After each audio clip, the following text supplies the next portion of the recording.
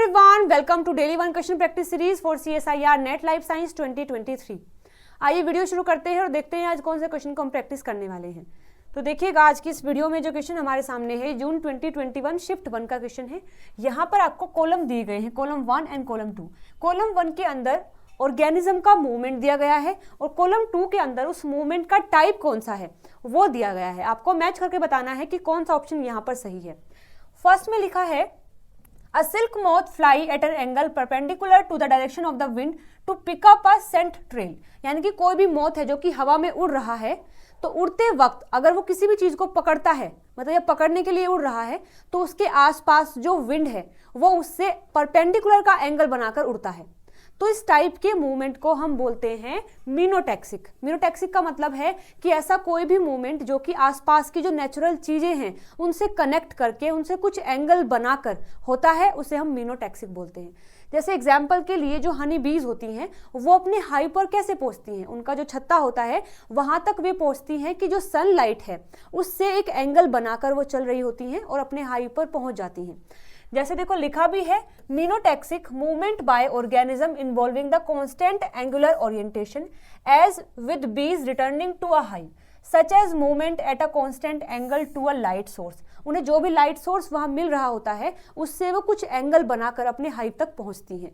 तो यहाँ पर भी सेम ऐसे दिया गया है कि कोई भी मोथ है जो फ्लाई कर रहा है किसी चीज को पकड़ने के लिए विंड के साथ में एक एंगल बनाकर, तो उसे आप कहेंगे मीनोटैक्सिक। यानी ए का हो जाएगा फोर्थ ऑप्शन। तो देखिए ए का फोर्थ हमें 2 ऑप्शन में दिया हुआ है, तो बाकी 2 को हम कट कर सकते हैं। सेकंड में लिखा है bacteria burrow down into mud in the northern hemisphere in response to the earth's magnetic field. यानी कि ये जो बैक्टीरिया है ये अर्थ के मैग्नेटिक फील्ड को इस्तेमाल करके मड के अंदर जा रहा है। तो यहाँ पर एग्जैक्टली हम बता सकते हैं कि ये मैग्नियोटैक्सिक है। ये मैग्नीटोटैक्सिक है, तो ये मैग्नीटोटैक्सिक है। जैसे कि नाम से इंडिकेशन है, मैग्नेटिक फील्ड जो है उसका इस्तेमाल किया गया है कहीं पर पहुंचने के लिए, मूवमेंट करने के लिए। तो यानी बी का हो जाएगा थर्ड ऑप्शन। और देखो बी का थर्ड आपको दोनों में दिया हुआ है। सी में लिखा है girl reach her school using a pharmacy and a book shop as a landmark. कोई भी लड़की है वो अपने स्कूल तक पहुंचती है कुछ चीज़ों को लैंडमार्क बनाकर, जैसे कि उसके आने वाले रास्ते में एक फार्मेसी है या फिर एक बुक शॉप है, तो वो उसका लैंडमार्क है। तो ऐसा जो मूवमेंट होता है जो किसी को लैंडमार्क मतलब बनाकर चलता है, मतलब ये देखा जाता है कि वहां पर कोई चीज़ आपको मिलेगी जिस चीज़ को देखते ही ये हो जाएगी कि यहाँ पर हमें जाना है, तो वो लैंडमार्क की तरह इस्तेमाल करते हैं, तो उसे बोला जाता है नीमोटैक्सिक। तो वो होता है नीमोटैक्सिक, यानी सी का हो जाएगा 1। तो सी का 1 आपको केवल फर्स्ट ऑप्शन में दिया हुआ है। देखिए डी में लिखा है planaria move toward the direction of higher concentration of food by comparing the gradient of stimulus around it.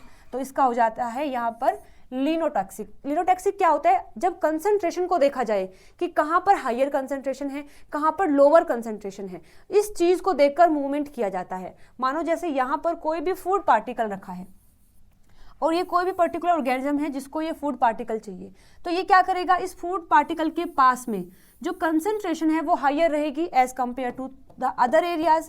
तो जहां पर हाई कंसंट्रेशन होगी वो उधर मूव करेगा, क्योंकि इसको पता है जहां हायर कंसंट्रेशन है वहीं पर वो फूड पार्टिकल है या फिर कुछ भी है, तो ये क्या करेगा, उसके पास इस तरीके से जाएगा। तो देखो लिखा भी है कि जो लिनोटैक्सिक होता है is the achievement of orientation by alternate lateral movement of part और all of a body there appear to a comparison of intensities of stimulation between one position and the another and a choice between them. यानी कि वहां पर जो intensity है यानी कि जो कंसंट्रेशन है उसका ग्रेडियंट बनता है, कम और ज्यादा होता है, उसके बिहाफ पर अगर चीजें मूव करती हैं तो उसको हम लिनोटैक्सिक बोलते हैं। यानी डी का हो जाएगा द सेकेंड ऑप्शन, यानी first option will be the right answer.